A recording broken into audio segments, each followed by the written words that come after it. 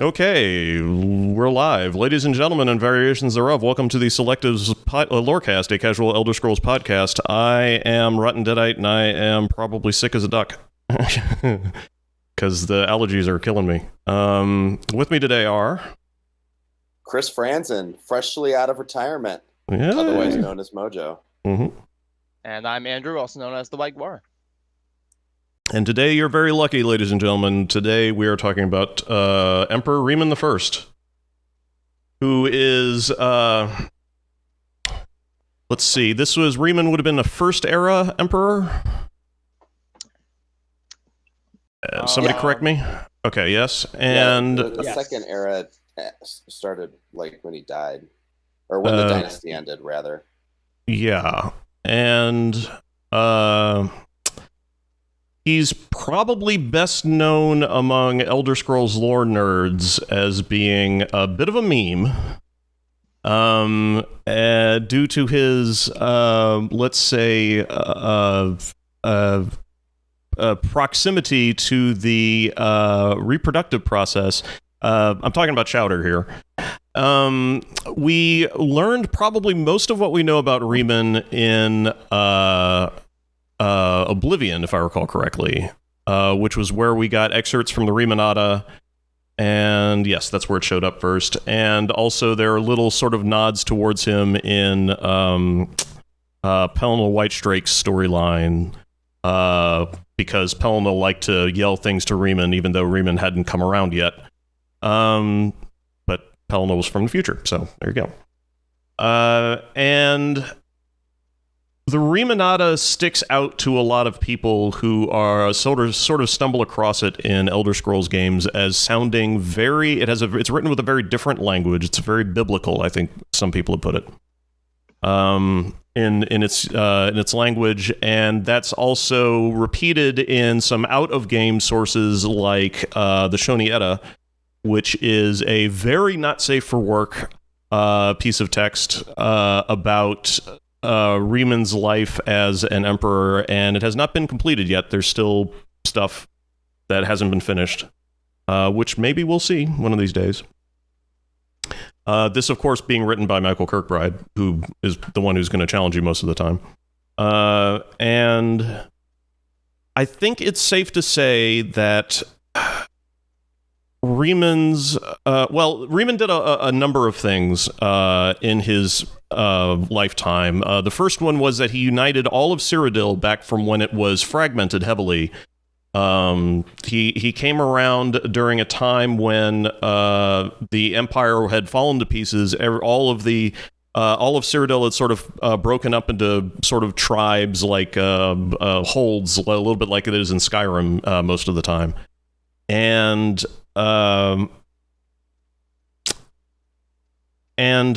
Riemann's birth marked the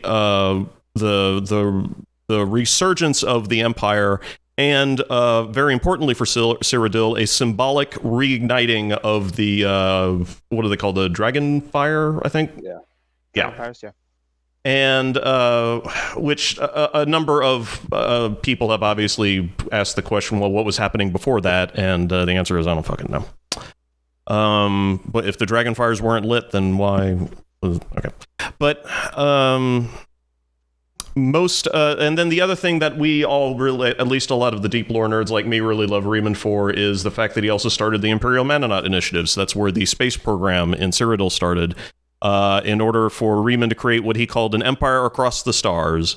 And he was the guy who came up with the idea of Tatterdemalion as an actual kingdom. And it's from his... so we don't really have a very specific physical description of Riemann, but we know that he apparently had the Chem El Adabal, the Amulet of Kings, embedded in his forehead from birth. He was born with it sticking out of his forehead. And as you might imagine, having a giant, effectively soul stone stuck in your forehead with all, arguably, the souls of all previous kings that had come before him, probably would drive you nuts. And it might well have. And but it was the suggestion of the Remanada and of the Shoni Edda that Riemann was born to rule Cyrodiil, and that his rule was absolute and ordained by heaven. And it's kind of like one of those things where, you know, like they sort of talk about like ancient Japanese emperors or some Asian, some dynasties in China were ordained by heaven to rule, and so you kind of have to bend some of the rules to accommodate for this stuff. And I imagine that's very much what we had for Riemann's domain. So that's about as boring and normal as I can make him. Let's make him weird now. Yeah, let's get to the juicy stuff. We like weird. So, to start with the Remanada, because that's what I've got up on my screen right now, the first strangeness to note about Riemann is that he was apparently born after a king of Cyrodiil had sex with a big mound of dirt. And this is very much a metaphysical, symbolic mating between this king and the spirit of Alessia. And so this mound, after 9 months, grew to a small mountain, and a priestess climbed to the top of the mountain and found Riemann as a small child with the Chimel at a ball in his head on top of the mountain. And there's a lot to parse with that sort of a birth. It's a very mythical, symbolic birth, and it's got a lot of there's a lot of metaphysics in the idea of being born from the kingdom that you rule. And there's also a little bit of stuff in there about how that sort of hits the idea that Riemann was born without his mother suffering the pain of childbirth. So because he was not born from an actual mother, there was no suffering during his birth, which is a sort of an ancient theme for mythically powerful people. But this priestess, who turned out to be ordained by heaven to be one of his lovers in the Shoni Edda, took him to the white gold tower and put him on the ruby throne, and Riemann, even as a baby, spoke with the voice of an adult and said the phrase, "I am Cyrodiil come," and that's where the trouble started. Giggity. Because from that point, I suspect, I don't know if this actually happened, but I think something either in Kirkbride's head or maybe somebody on the forums or something like that went, you know, who didn't understand grammar in this particular circumstance went, lol, he's made out of cum.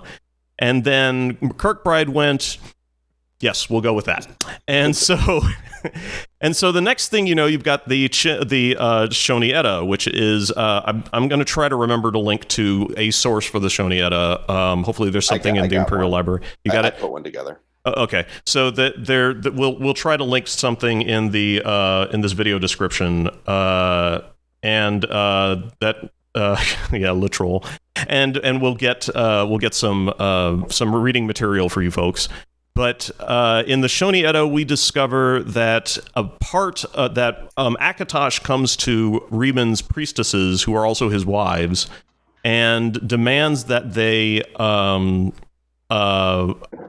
save up all of his semen and bake a bread out of it without his knowledge, and make him eat this bread, because this is part of the covenant between Akatosh and Riemann.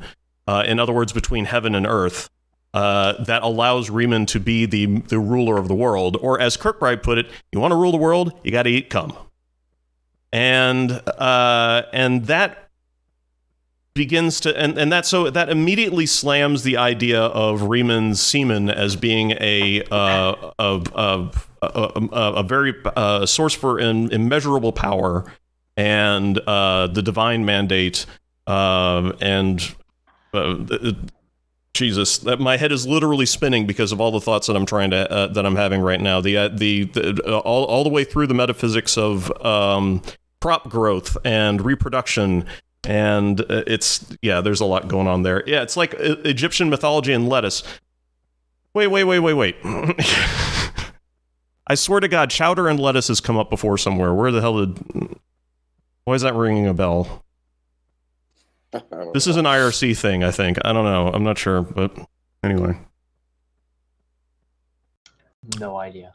And also, the Riemann, the first roleplay? Where was that? Is that on the forum somewhere? I don't remember that. Oh, it says lettuce was a sacred sex symbol.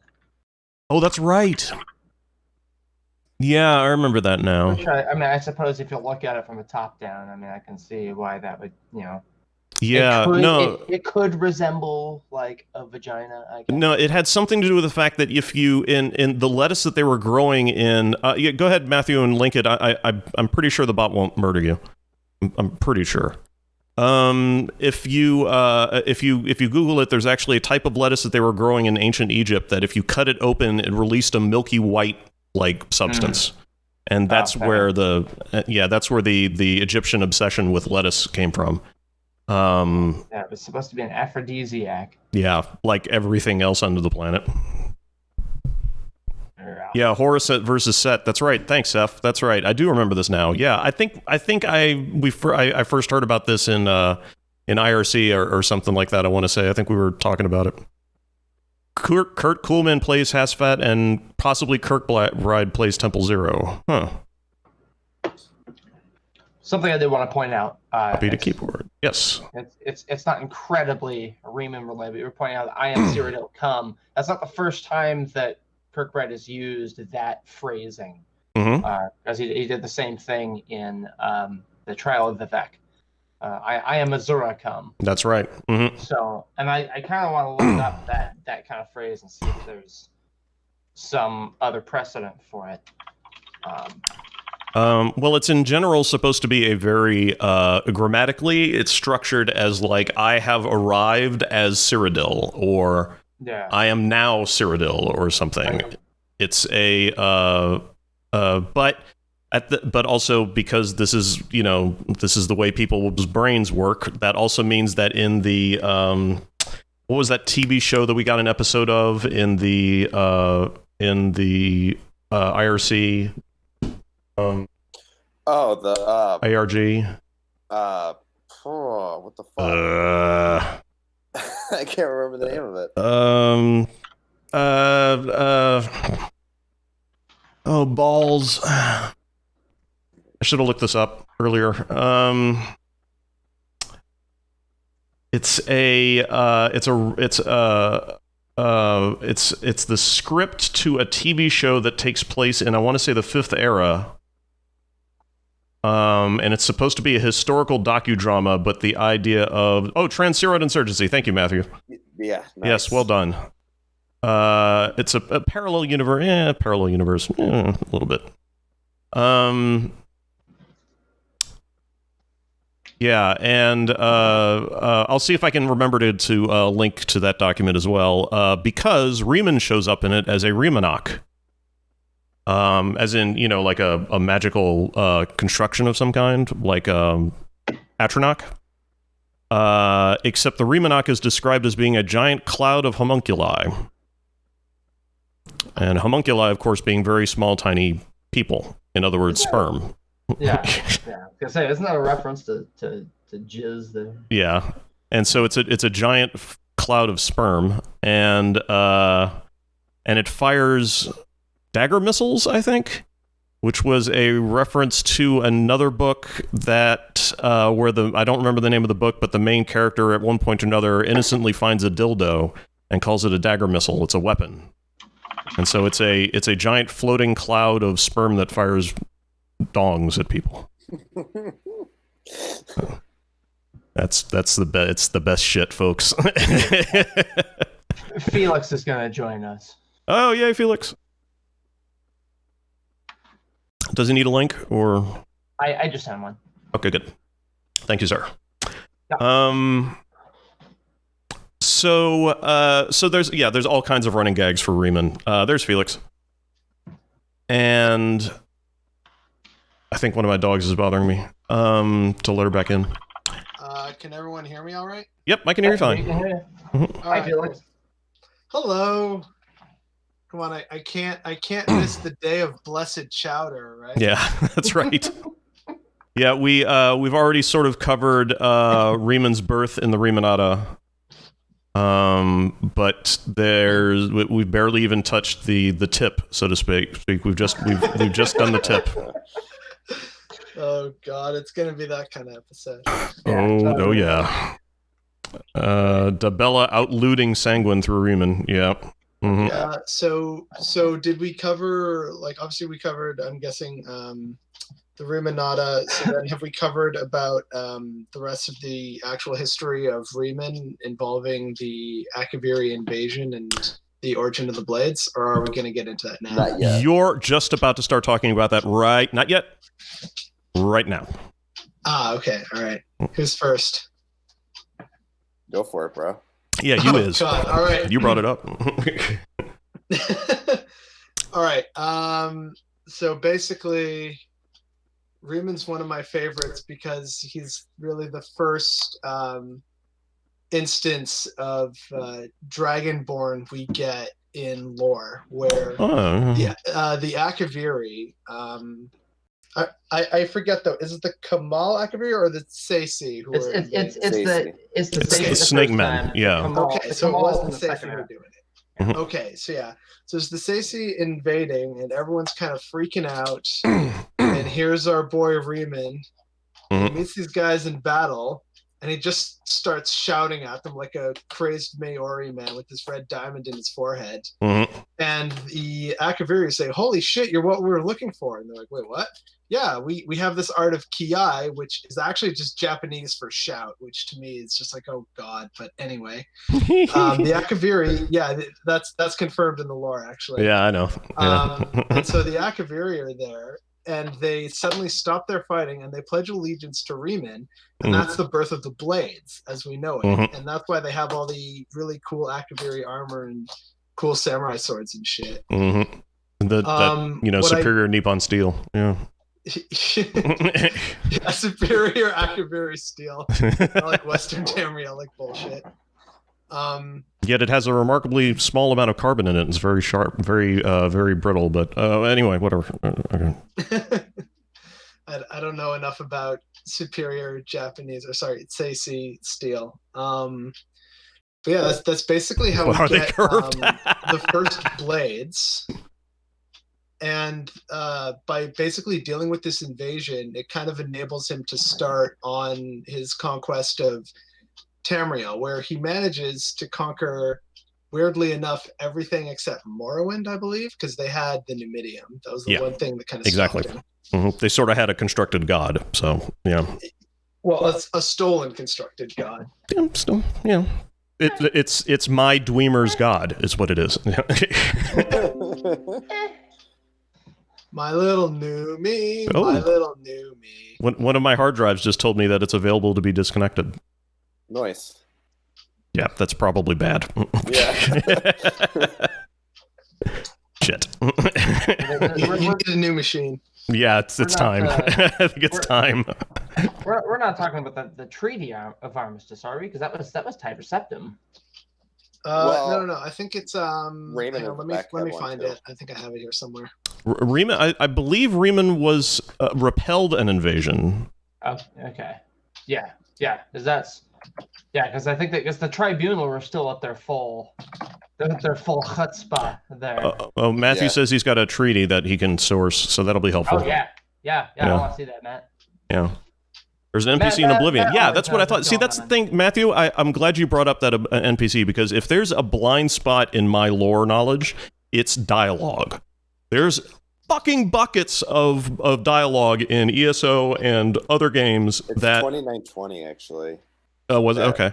But there's buckets of dialogue that I have not been able to parse, and there's just tons and tons of information on it. And the best thing that I can do, I guess, with my time or whatever, is to do a lot of reading of books.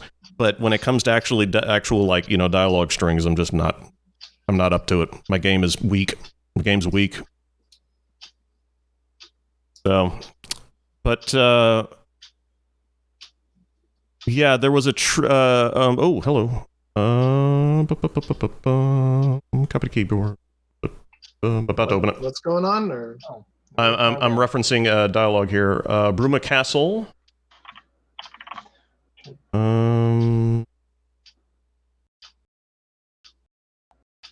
Jesus. Oh wait. Okay. So I think it's There we go. lifting the veil. Maybe.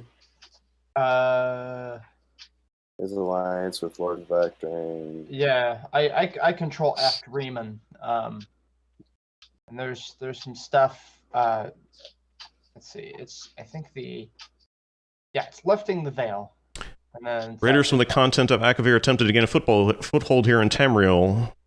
Reman the Cyrod decided to unify the Empire and form an army to repel the Akaviri raiders. This force became known as the Army of Raymond. The two army, which was a great army to be in, except that every once in a while Riemann would decide to eat your face and jizz on you. The two armies clashed in what is now northern Cyrodiil. The Akaviri were strong and well supplied, but their greatest error was marching through Morrowind on the way to their objective and dismissing the response it would garner from Vivek. Yeah. Man, this is actually cool. They didn't count on Lord Vivek forming an alliance with the Trident Kings of the Dreg. Oh. For Morrowind, he struck at their rear flank. Not only did this make the Akaviri fight on two fronts, it also cut access. Hey, guys, Vivek struck at their rear flank. From Morrowind, he struck at their rear flank. Not only did this make the Akaviri fight on two fronts, it also cut off access to the reinforcements and supplies from the sea. The Army of Riemann knew that the organized Akaviri forces were commanded from a hidden post in the mountains. Rumors placed it as a snowy vale called Pale Pass. Oh, that's where it comes from. That's where Riemann focused his attention. Derp, derp, derp, derp. The only strange part was that the command post and Pale Pass were never found. It was dismissed as rumor, and the Army of Riemann celebrated. It's come to my attention that the post did exist, and that it happens to be the last reported location of the Draconian Madstone. You have the option of asking, wait, who was Reman the Cyrod? And her response is, you must be joking, right?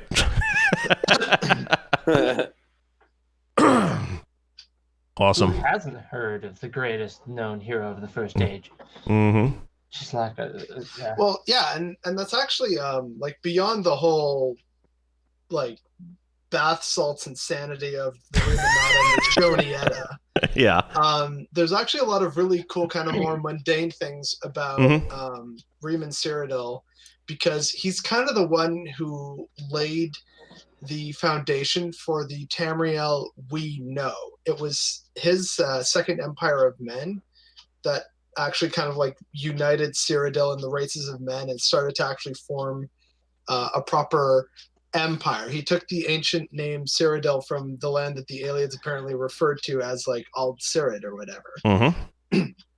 He's the one who creates the blades, which are the guardians of the Emperor.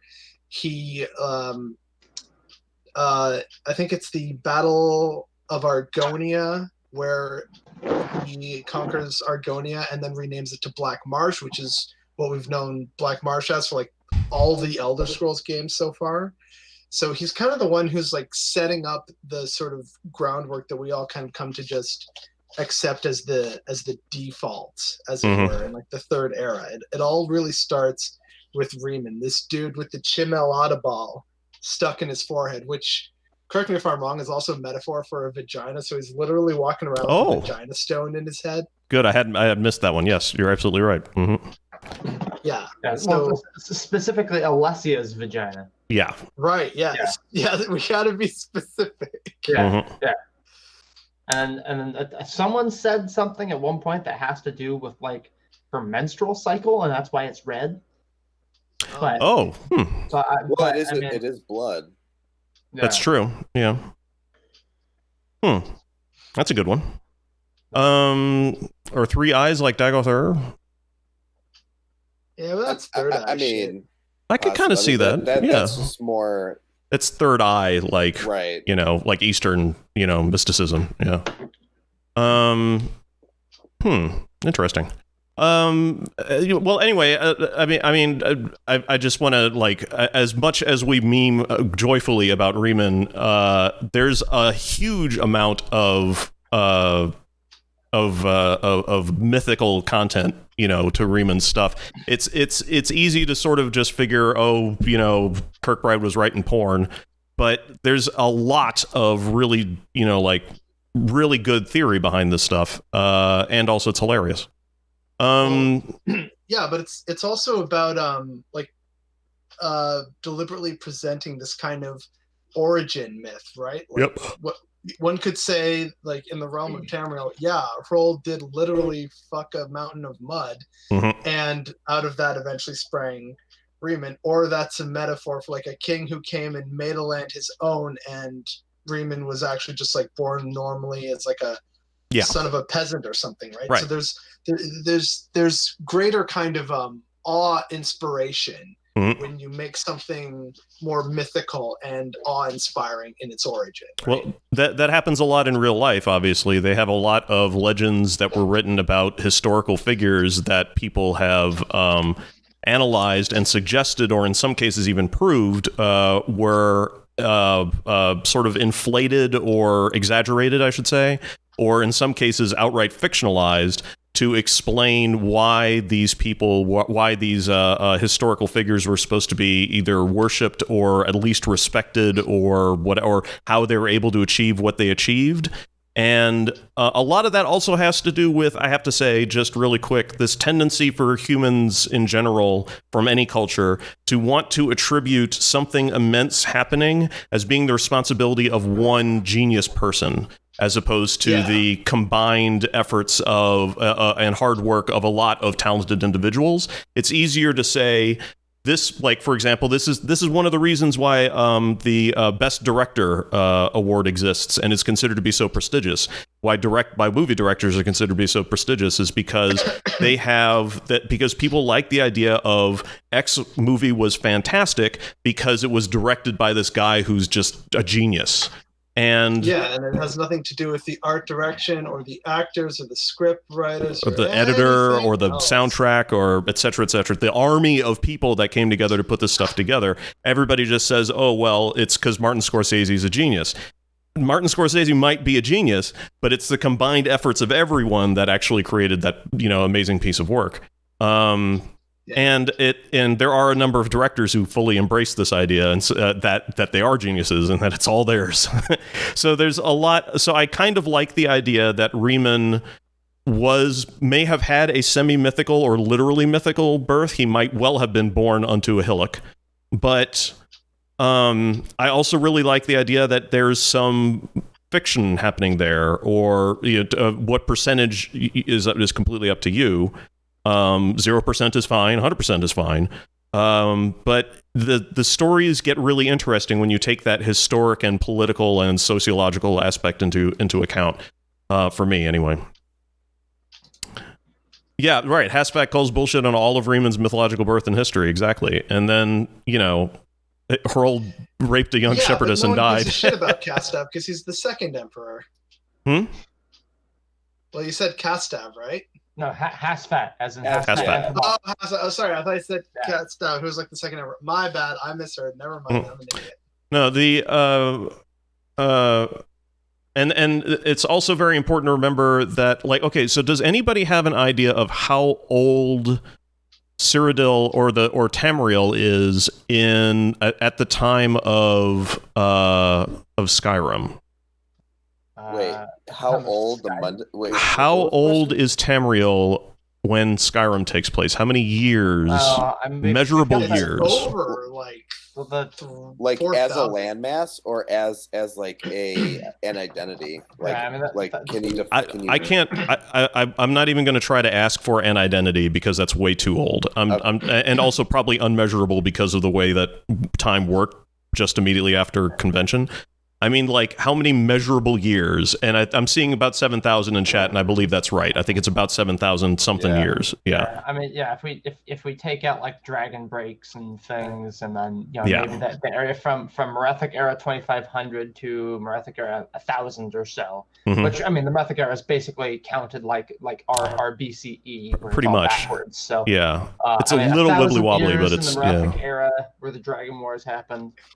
Middle Dawn happens sometime after 1427 of the First Era. So I mean, there's 2,500 years right there. Yeah. I'm gonna remove the Middle Dawn because I mean we have a vague idea like 1008 was. It's a very specific number. Yeah. So I mean, should we just throw that in? So it's 2600. The First Era ends in 2920. So that's. I'm shit at math. Yeah, I know. Well, don't worry about it. Anyway, a vague number was appropriate for my point here, which is this. How old is America? Like 220 years old, give or take. Okay, so 1776. So. Did George Washington have wooden teeth? I believe he didn't. He had like actual teeth and dentures. But the point is, if you ask people that, they're going to reply pretty much the same way you just did. Like, no. They're going to be pretty vague. Okay. So that's information. Because if a Canadian just took me to school on American history, that's just the best. Correct, Yankee. I disagree. I think it's entirely predictable. A Canadian could take me to school on American history. So, it's about 245 years old. So if we can't reliably say that something was or was not true 245 years ago about one of the most important people in American history, how can you expect anyone on Tamriel to reliably say anything about what happened 5,000 years ago? Yeah. Well, there was a really great post on Testlore a couple months ago that I saw where someone took the entire timeline of the Elder Scrolls and compared it to real world history. And so this made thousands of years ago. Well, the Babylonians were doing this, and now writing was a thing now. Yeah. And up to the modern day. Exactly. And it was really interesting and a great way to really showcase how the intense time. Yeah. And it'd be looking at the Elder Scrolls in general, like we don't think of the years in the same way that we think of them here in real life, and so and that kind of shows sometimes. Yeah, exactly. Like the just the events of Oblivion happen 200 years I think before Skyrim? Yeah. Skyrim's 240, right? 201. 201. Okay. So almost exactly 200 years after Oblivion. So we're talking about almost as long as America has been a thing. Those were the events of Oblivion. And so in Skyrim, they're still talking about the events of Oblivion fairly reliably, which in my opinion is a freaking miracle. They don't have things like the internet or like public they probably have public libraries, but they don't have like national libraries, and they don't have any massive source of relatively reliable information collection. So the idea that they can that anybody can state anything definitively in Skyrim about the events of Oblivion is either amazing or suspicious. Do you think there are Oblivion Crisis deniers? Well, Daedric fuel can't burn white gold steel beams. That's everybody knows that. That's Mead propaganda. Yeah, right. Need propaganda. I would think that an event that large happening in respect to how large an event that was, 200 years isn't that long. You might be right. Versus an anonymous person's wooden teeth. Like I would doubt that there'd be any kind of prevalence of deniers of the Oblivion Crisis. Yeah. Well, I mean, because 200 years ago for us, I mean that's roughly Civil War era, give or take. So I mean, people in Tamriel may think of in the time of Skyrim, they may think of the Oblivion Crisis in the same way that we think of the Civil War. Some people know about it, but like you said, they don't really have easy access to a form of internet, Dream Sleeve notwithstanding. True. But yeah, I mean, Joe Blow, who farms pigs, like he can't walk down the street and hop on the Dream Sleeve. Like it's just not a thing he can do. Oh, get me some of them memospores. Okay, but like, here's the thing though. Before we get too distracted with all the great memeing going on with Dream Sleeves, it is important to remember that. And by the way, I did the math. Tamriel, since confirmed linear time, which is the start of the Merethic era, is 6,950 years old. Hey, there you go. 6,950 years old. Wow. So almost 7 millennia old, which, I mean, that's damn impressive. That's like older than even the earliest Chinese and Indus River Valley civilizations. Yeah, true. That's about half an afternoon in Games Workshop years. But it is sort of worth noting that Tamriel doesn't always obey the same rules that our world does in terms of technological development. Also very true. Because it's in the first era and with the Second Empire of Man that we actually see the greatest technological innovations, the way they talk about things and describe their society. It's effectively like advanced as ours. Like there's the Aldmer just casually going to Aetherius on sunbirds. Right. And there's, the Second Empire of Man saying, hey, you know what we really need? Mennonites. Yeah. Let's put the motherfuckers in space. I bet you that moon's bitching to be on. And this isn't some that's Kirkbride OOG. Like that's actually in a book that you can read in the game is we send dudes to space. That's right. Whereas it's in several. It's mentioned many times in Elder Scrolls Online. Actually, yeah. Like aren't the Cold Harbor anchors just like space elevators or something? Yeah, pretty much. Well, as far as they're interdimensional space elevators, so they don't really go up; they just go across. Yeah. But still, like that's basically what's happening. Yeah. And that's actually, it's very interesting that the technology of man was basically kickstarted or shoved into overdrive, if you will, by somebody who arguably represented all of mankind. Well, in other words, Emperor Riemann, because he was the Cyrod, the Cyrodiil. And he's also walking around with the literal congealed heart blood of Lorcan in his forehead.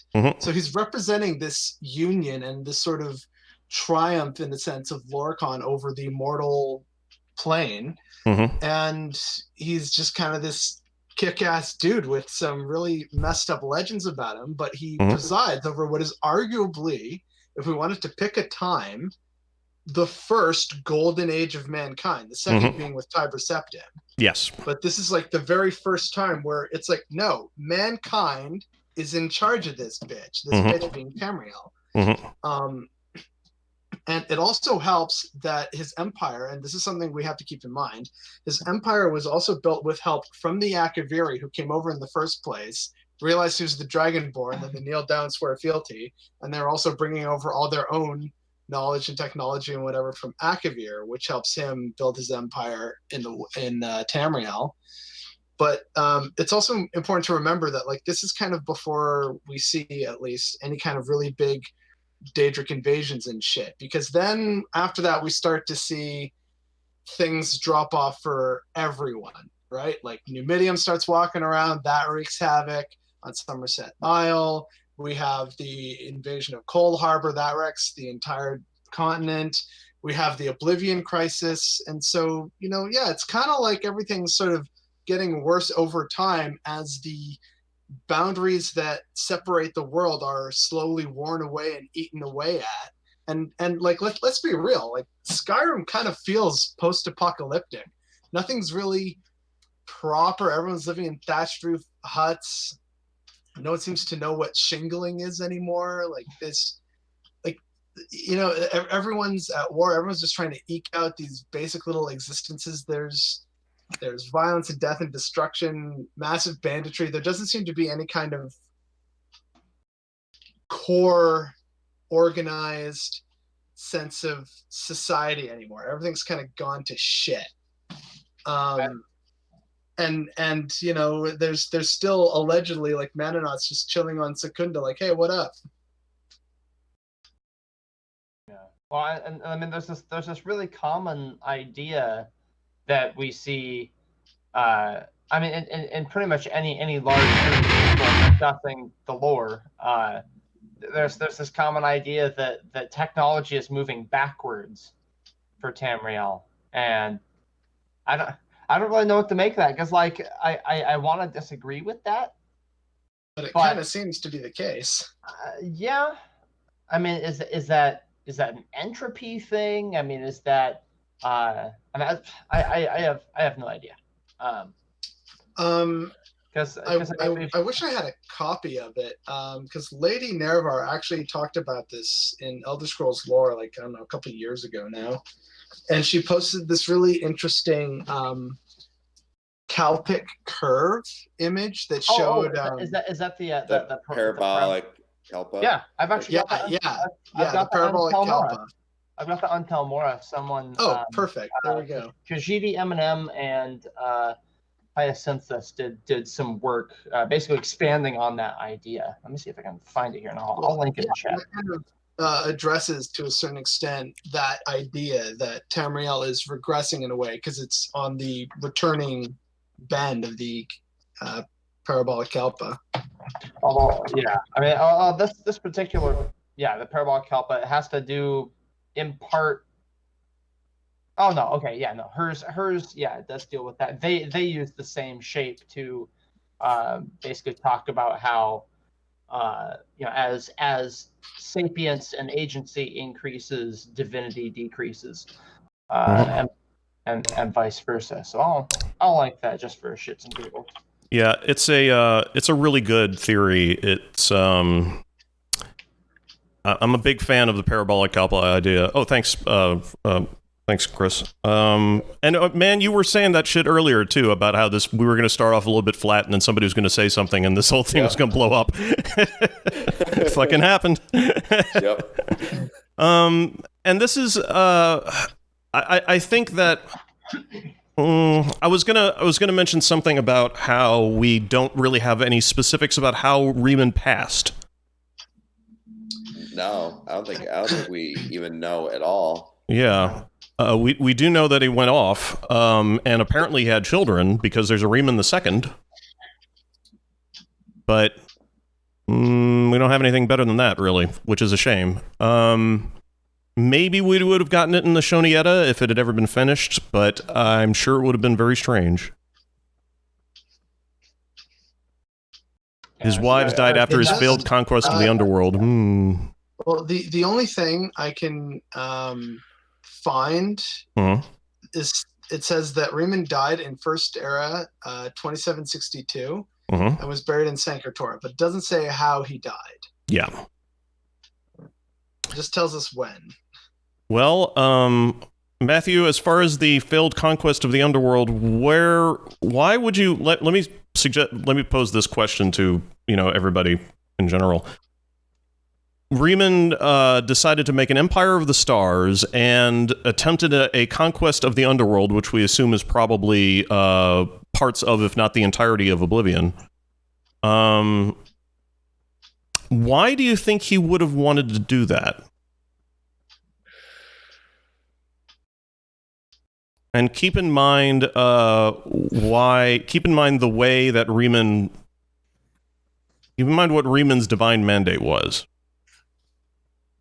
So we can not make a mod on the moon. Yeah.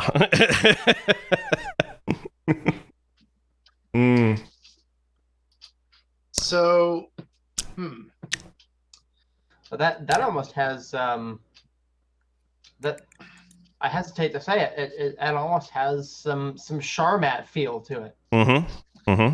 He's trying to conquer all, bring it all within the scope of Cyrodiil. He is Cyrodiil. Right. So that has some very Sharmat-y kind of, we're all going to be together under one house. A little bit, yeah. I was thinking the fact that Electric Boogaloo, who's got the best name I've seen all day, has also thanks for the Prime sub. Brought up the idea that he was the worldly god, which is a great way to put it. That's the he was called the worldly god. Yeah, it's the idea that Riemann was born of Cyrodiil, which is the heart of Tamriel. He had the heart of Cyrodiil in his forehead, so he's literally he's the opposite of that. He's figuratively the the embodiment of the spirit of Nirn, of Tamriel, I should say. Because the red diamond needs to conquer. Also, great point. Yeah. Oh, sorry. No, go ahead. Go right ahead. I was basically done. Oh, okay. Andrew makes a more convincing point about it sounding like the Sharmat. I was going to say it kind of sounds like Riemann sort of at one point realized, hey, I'm a Shezarene, but fuck that, I want to be Shezar. You know what I mean?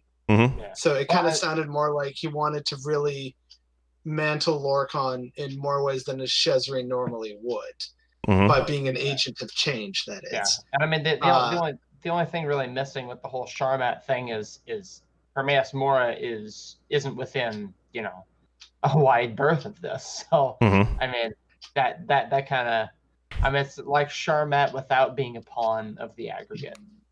Right. So like, are we just kind of convinced now that Hermaeus Mora is either an agent of the Sharmat or the Sharmat? Is that where we are now? I'm convinced that Hermaeus Mora is the aggregate, and being the discarded bits of creation and time, he wants to regain what is rightfully his, and so he uses the Sharmat as an agent to bring it all under himself so that he can be everything again. Okay. Yeah, this works well. That also theory, by the way, works really well if you consider the original plan of the last expansion for was it the Dragonborn expansion for Skyrim? Dragonborn. Yeah. Their original plan was to very much echo the Sharmat and the fight between the Nerevarine and Dagothar. There was going to be a lot more plot in that game. Again, it seems there was a lot of stuff cut from Skyrim because they wanted the 11/11/11 date. Well, no, I mean, I'm talking about the DLC here. There was a lot cut because of budget, just from sanity, right. Just because, it was the plan was huge. You look at any large enough project, and you're just going to find a whole lot of stuff on the cutting room floor. That's just how it works. The other thing to note is the idea of why, from a 36 lessons standpoint, why the Sharmat needs to conquer everything is because he's a ruling king.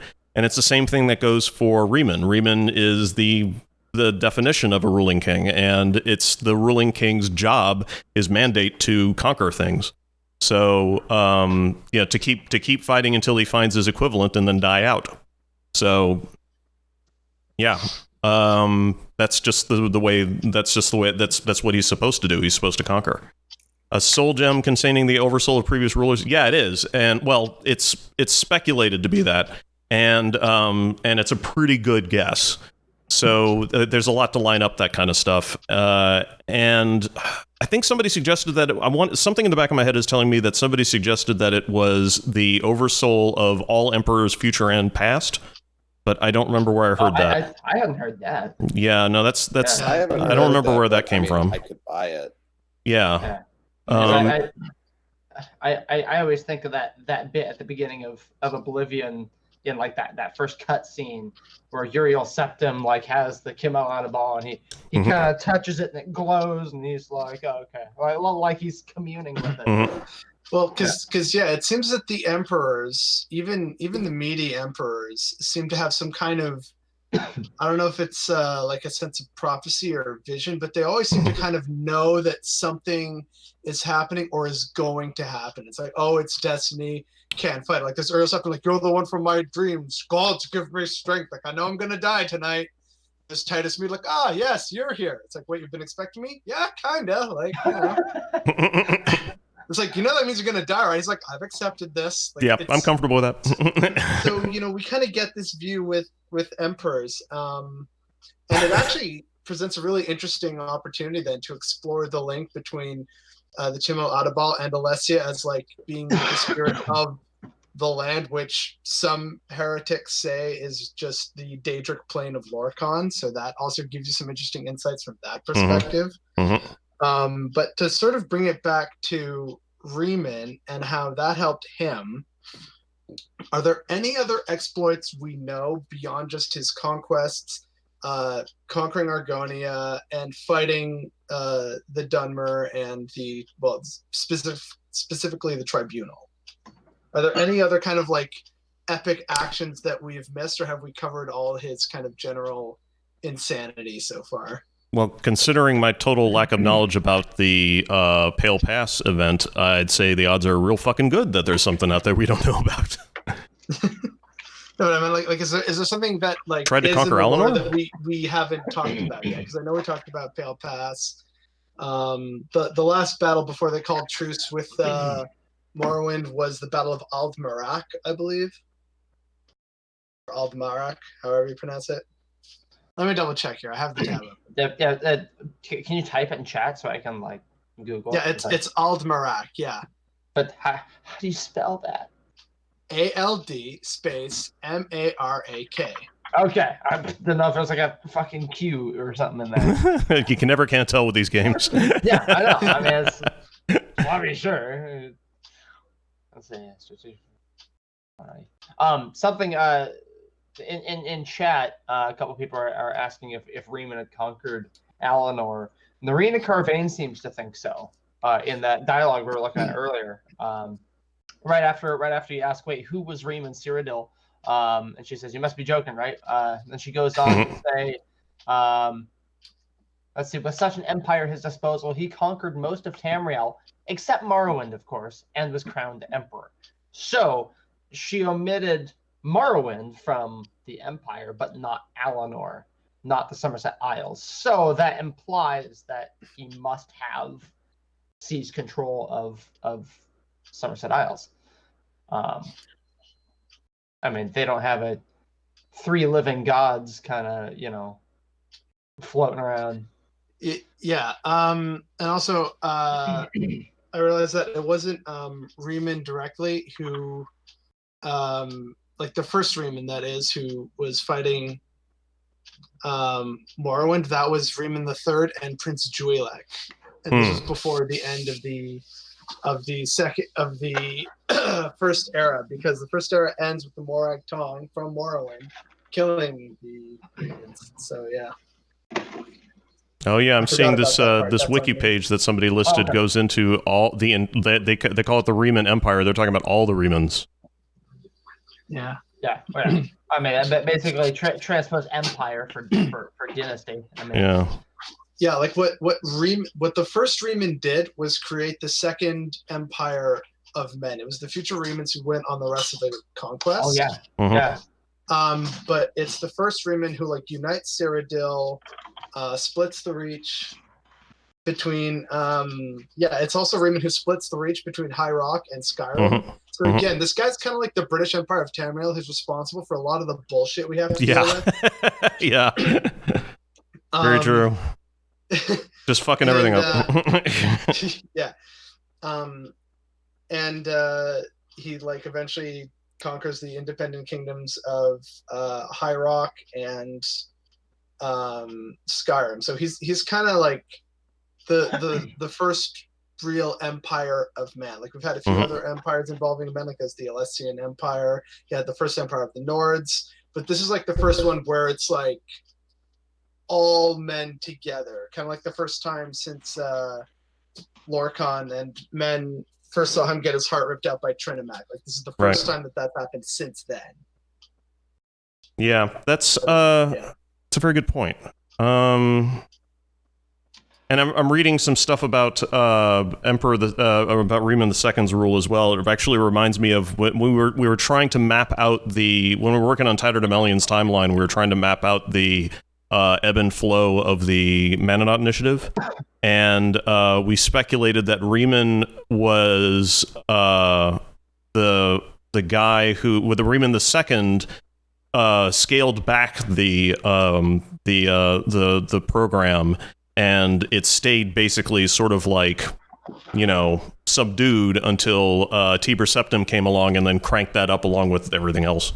So yeah, because basically after Riemann died, it's actually Kastav who takes over, I think, and he's basically just a disaster. Yeah. And so Riemann II deposes Kastav, and he puts an end to a rebellion in Winterhold that was going on. And then it said that it's Riemann II who's responsible for leading the Second Empire into a golden age. And he's the guy who conquered Argonia and tried to conquer Morrowind.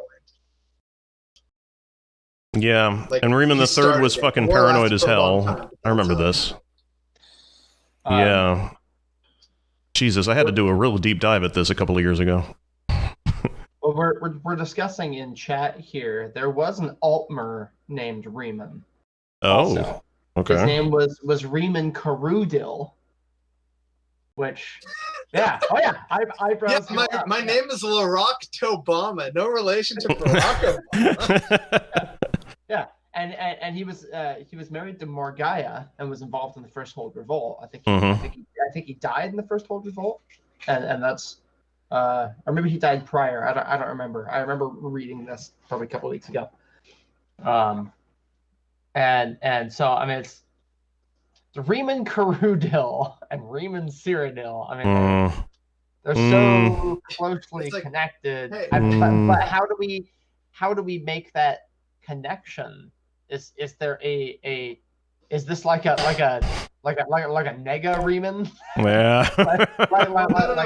I have an idea. Okay. One of the first places that the first Riemann attacked was actually Valenwood.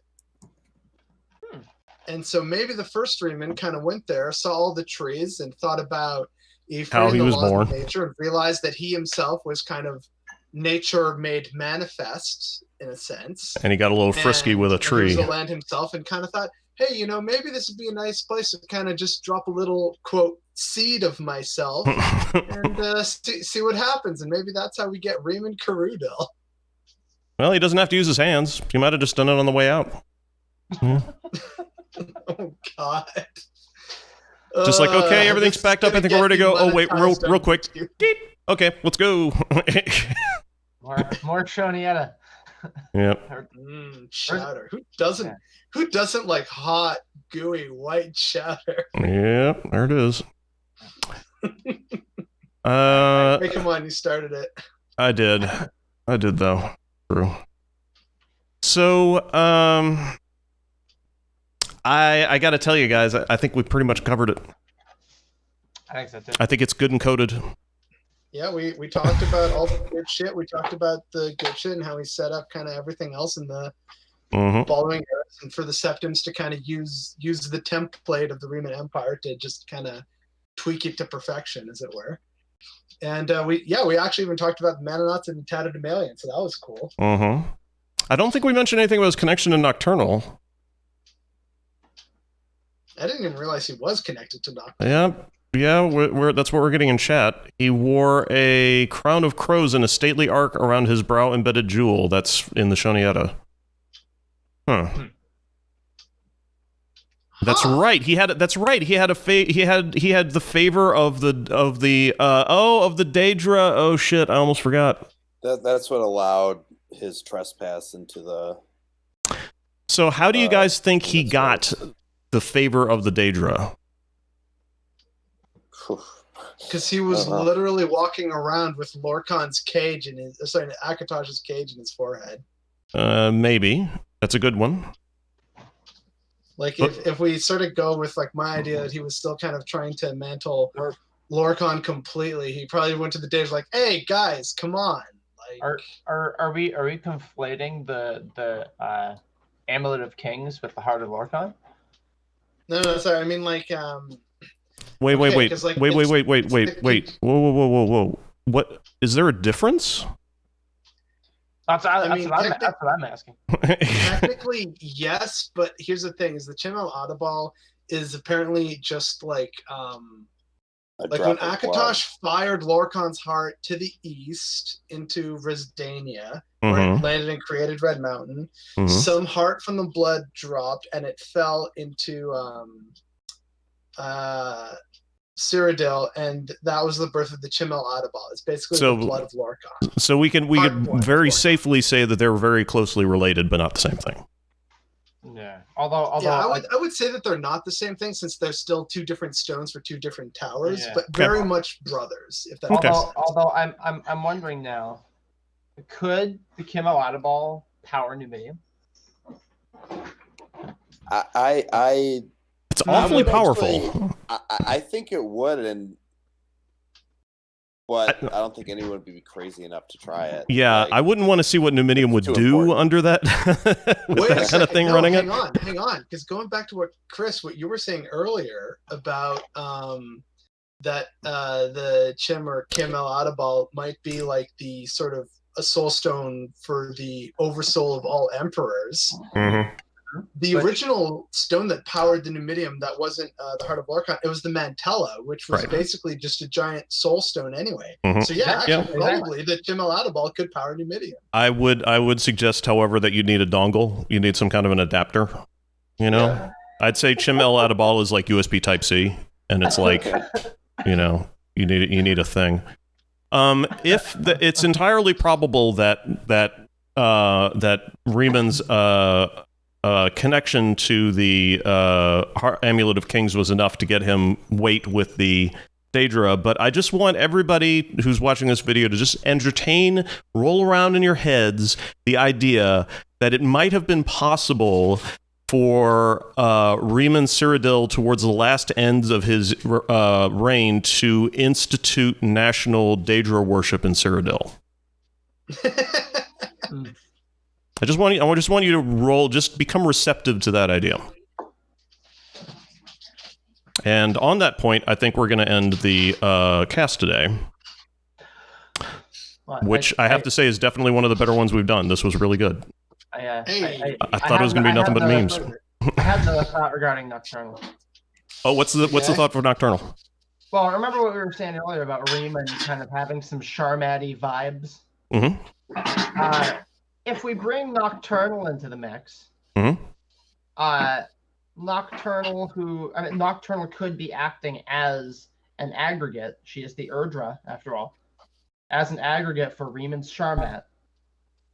Because, and later on, we see Nocturnal trying to take over all of reality in the Somerset main quest anyway. Yep, as you do. So, I don't know, I'm seeing a connection there, the same way we might see, we don't really see her more in Morrowind a whole lot, except for like the Ascended Sleepers, which I'm pretty sure are just corrupted Seekers. Yeah, I don't know. That's something I'm dealing with now. So this is my life now. You might also want to kind of roll that up into just sort of a general need for conquering of just the attainment of power, maybe. Yeah. I don't know. But anyway, that's going to do us for today. It's worth considering. But it's definitely a good one. People to ruminate on those thoughts. Can I plug a thing too? Yes, absolutely. Does anybody else have it? Yep, plug. Quickly, everybody plug. I gotta get going. Okay. So issue 10 of the Tullamore Independent Press came out a few days ago. We have a great interview with Lehman Tuttle, the new lore master. I know, it's great. Check it out. It's pretty awesome. I'm really happy with it. So, it's really great. Go check that out. Yeah. Anybody else? Okay.